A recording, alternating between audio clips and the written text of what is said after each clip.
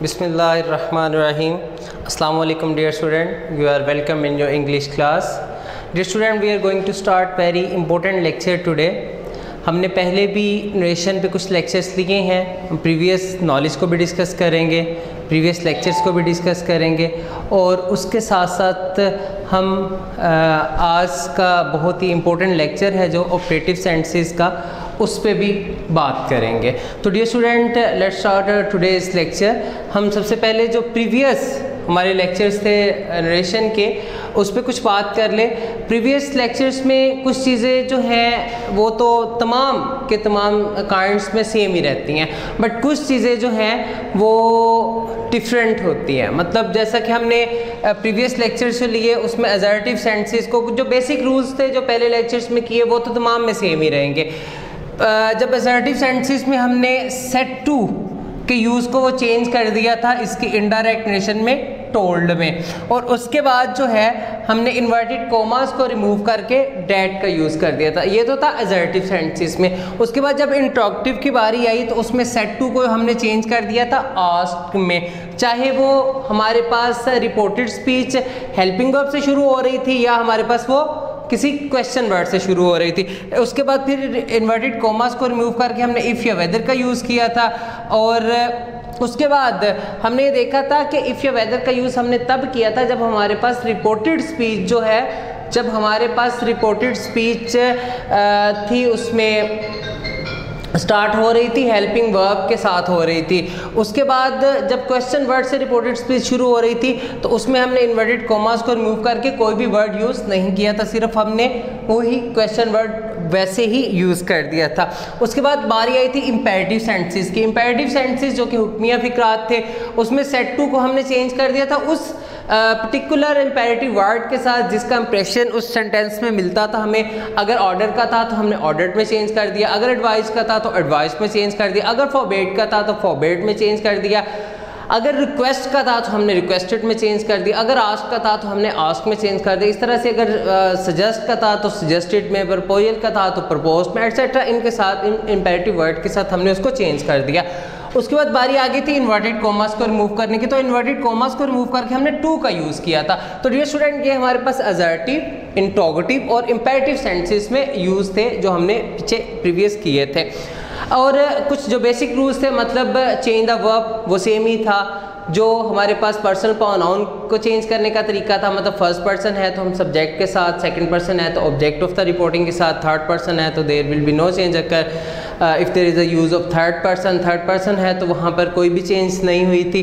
तो ये तो चेंज तमाम में इक्वल ही रहेंगी. अब आ जाती है बारी ऑपरेटिव की. आज का हमारा जो टॉपिक है ऑपरेटिव सेंटेंसेस का. ऑपरेटिव सेंटेंसेस में हमने सेट टू ऑपरेटिव, सबसे पहली बात है ऑपरेटिव है क्या. ऑपरेटिव वो हैं जिनमें समवन विश्ड, कोई दुआ कर, कोई ख्वाहिश करता है, समवन प्रेड, कोई दुआ करता है, समवन कर्स, कोई बद्दुआ करता है. मतलब दुआया, तमन्नाया या ख्वाहिश वाले फिक्रात, हम इनको ऑपरेटिव सेंटेंसेस कहते हैं. अब इनमें हमने बिल्कुल वैसे ही जैसे हमने प्रीवियस अपने लेक्चर में इम्पेरेटिव सेंटेंसेस में जो भी इंप्रेशन था सेंटेंस में, उस इंप्रेशन को मद्देनज़र रखते हुए हमने सेट को चेंज किया था. और इसी तरह से ऑपरेटिव सेंटेंसेस में भी हमने सेट को चेंज करना है विश के साथ अगर वहाँ पर ख्वाहिश है, हमने सेट टू को चेंज करना है प्रेड के साथ अगर दुआ दी जा रही है, हमने सेट टू को चेंज करना है कर्स के साथ अगर बद्दुआ दी जा रही है. तो अब हम इसकी प्रैक्टिस भी करेंगे. अच्छा, उसके बाद इन्वर्टेड कोमास को रिमूव करके हमने पहली जो काइंड थी असर्टिव, उसमें डैट का यूज़ किया था. उसके बाद जो दो इंट्रोगेटिव और इम्पेरेटिव आई उसमें हमने डैट का यूज़ नहीं किया था, बल्कि डिसिमिलर वर्ड्स जो थे वो यूज़ हुए थे. लेकिन ऑपरेटिव में फिर क्या होगा, डैट का यूज़ होगा to remove the inverted comma. इसके बाद जो लास्ट हमारे पास एक्सक्लेमेटरी होगी उसमें भी हम इन्वर्टेड कोमास को रिमूव करके डैट का यूज़ ही करेंगे.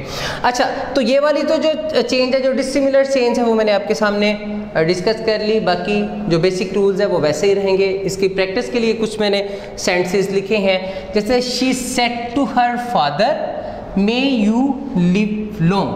अब आफ्टर रीडिंग दिस सेंटेंस, इस सेंटेंस को पढ़ने के बाद हम बिल्कुल अच्छी तरह से ये समझ जाते हैं कि इसमें क्या हो रहा है, इसमें दुआ दी जा रही है. तो ऐसे सेंटेंसेस जिसमें दुआ दी जा रही होती है उसमें सेड टू को चेंज कर देते हैं प्रेड के साथ। किसके साथ चेंज कर देते हैं? प्रेड के साथ। चले हम इसके इनडायरेक्ट नेशन बनाते हैं। She said to her father. Said to को हमने क्या कहा? अगर प्रे है तो प्रेड में चेंज कर देंगे, अगर कोई बद्दुआ दी जा रही है तो कर्स में, अगर कोई विश है तो फिर विश्ड में कर देंगे। तो यहाँ पर दुआ दी जा रही है, शी प्रेड, उसने दुआ दी।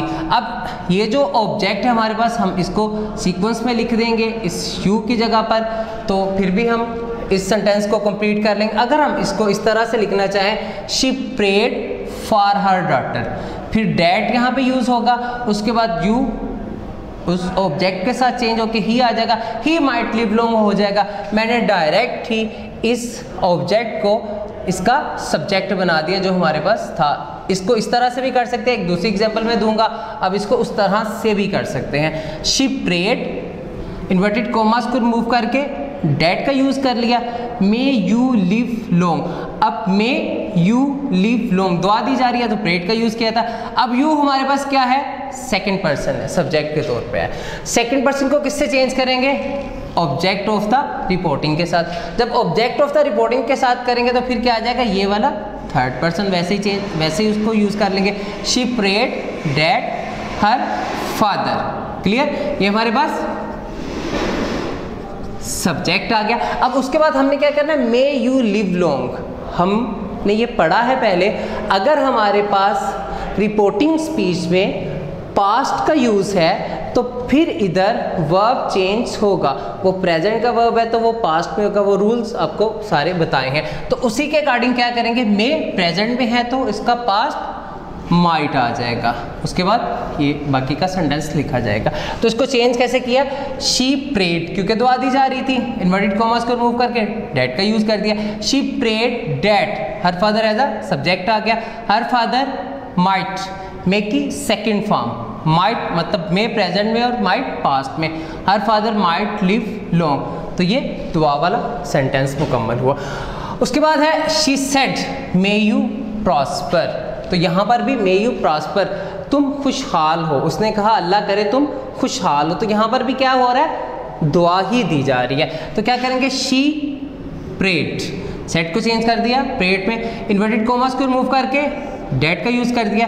May you prosper, you second person है, सेकंड पर्सन ऑब्जेक्ट के साथ चेंज होता है। यहाँ पर ऑब्जेक्ट नहीं है तो हम सपोज करेंगे शी प्रेड फॉर मी। यहाँ पर हम मी जो है वो सपोज कर लेंगे, उसके according you second person object के साथ चेंज होगा, उसके अकॉर्डिंग क्या आ जाएगा? मी के अकॉर्डिंग सब्जेक्ट यहाँ पर आई। She prayed that I, may present में, past might, that I might prosper. तो ये भी एक दुआ वाला फिक्रा था। उसके बाद हम देखते हैं the mother said to her daughter may God bless you with a son. अब may God bless you with a son, Allah करे तुम्हें अल्लाह बेटा दे या बेटे से नवाजे। तो यहाँ पर भी क्या हो रहा है? दुआ दी जा रही है, तो क्या करेंगे? द मदर सेट को किस में चेंज करेंगे? क्योंकि दुआ दी जा रही है। The mother prayed for her, the mother prayed for her daughter. उसके बाद इन्वर्टेड कॉमास की बारी है, तो इसको रिमूव करके हमने क्या पढ़ा है? डैट का यूज करना है। मे God bless you, may God bless you, यहाँ पर गॉड क्या है? सब्जेक्ट। हमने इसको एक और बात जो मैंने आपको बताई थी कि तमाम काइंड्स में हम जब इनडायरेक्ट लिखेंगे तो रिपोर्टेड हमारे, चाहे वो इंपेरेटिव फॉर्म में है चाहे वो किसी भी फॉर्म में है, उसको हम सिंपल ऑर्डर में कन्वर्ट करते जाते हैं। तो यहाँ पर गॉड हमारे पास क्या है? सब्जेक्ट है, तो इसको क्या लिखेंगे?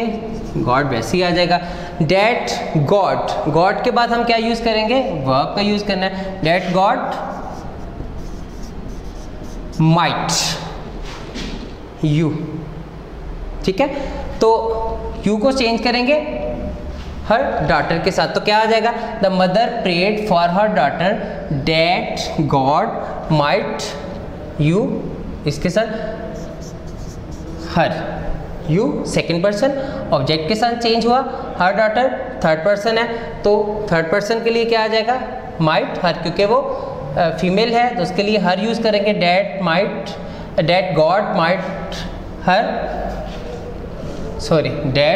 God might bless her with a son. तो डियर स्टूडेंट, सबसे पहले the mother said to her daughter, said to को चेंज किया प्रेड के साथ, the mother prayed for her daughter. May God, अब इसको सिंपल ऑर्डर में जब कन्वर्ट करना है, इन्वर्टेड कॉमास को रिमूव करके डेट का यूज़ कर दिया, उसके बाद गॉड एज अ सब्जेक्ट आ गया, गॉड डेट गॉड, उसके बाद हमने वर्ब माइट, ब्लेस यू था, यू सेकंड पर्सन था, ऑब्जेक्ट के साथ चेंज किया तो थर्ड पर्सन था, वो शी के लिए हमने हर यूज़ कर दिया, that God might bless her with a son. उसके बाद ये एक्सक्लेमेशन मार्क जो है, जो at the end of the operative sentence के एंड पे जो है उसको हमने भी रिमूव कर देना, सिंपल सेंटेंस बना देना।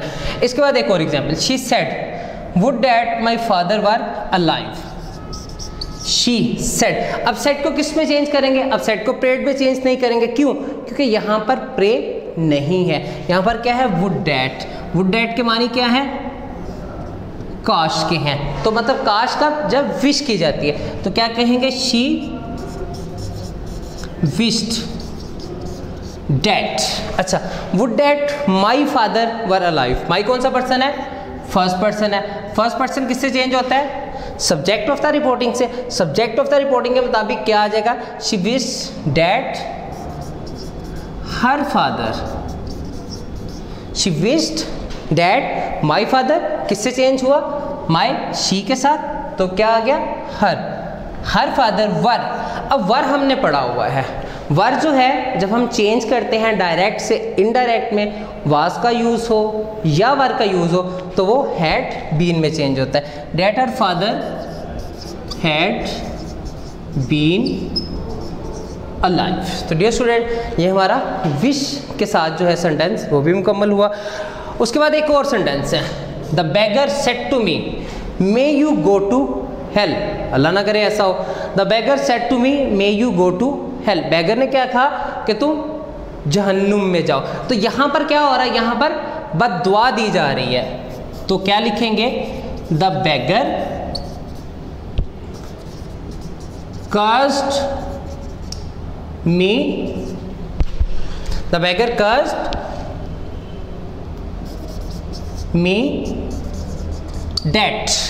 द सेट को किस में चेंज करना है? बद्दुआ है तो कर्स्ड में। The beggar cursed me, inverted commas को रिमूव करके डेट।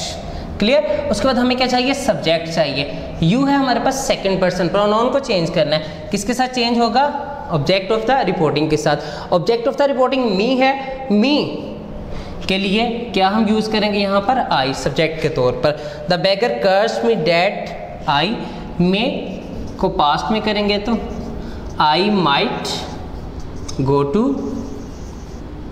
हेल्प। तो डियर स्टूडेंट, ये हमारे पास दुआ के साथ, ख्वाहिश के साथ और बद्दुआ के साथ, इस तरह के सेंटेंसेस हम ऑपरेटिव सेंटेंसेस में करते हैं, ऑपरेटिव इसकी काइंड में करते हैं। तो डियर स्टूडेंट, ये तो हो गई हमारे पास इसकी एग्जांपल्स, और मैंने आपको समझा दिया कि कैसे आपने डायरेक्ट से इनडायरेक्ट में ऑपरेटिव सेंटेंसेस को चेंज करना है।